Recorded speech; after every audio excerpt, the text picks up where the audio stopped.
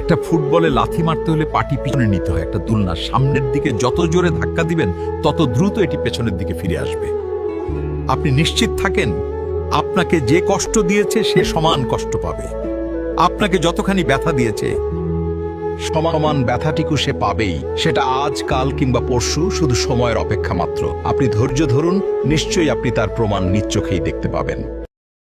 একটা ফুটবলে লাথি মারতে হলে পাটি পিছনে নিতে হয়, একটা দোলনা সামনের দিকে যত জোরে ধাক্কা দিবেন তত দ্রুত এটি পেছনের দিকে ফিরে আসবে। আপনি নিশ্চিত থাকেন আপনাকে যে কষ্ট দিয়েছে সে সমান কষ্ট পাবে।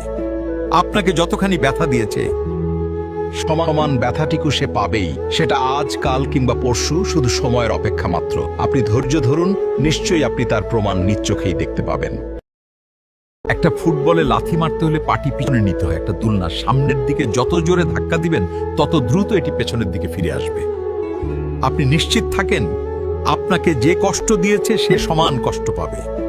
আপনাকে যতখানি ব্যথা দিয়েছে সমান ব্যথাটিকু সে পাবেই, সেটা আজ কাল কিংবা পরশু, শুধু সময়ের অপেক্ষা মাত্র। আপনি ধৈর্য ধরুন, নিশ্চয়ই আপনি তার প্রমাণ নিজ চোখেই দেখতে পাবেন।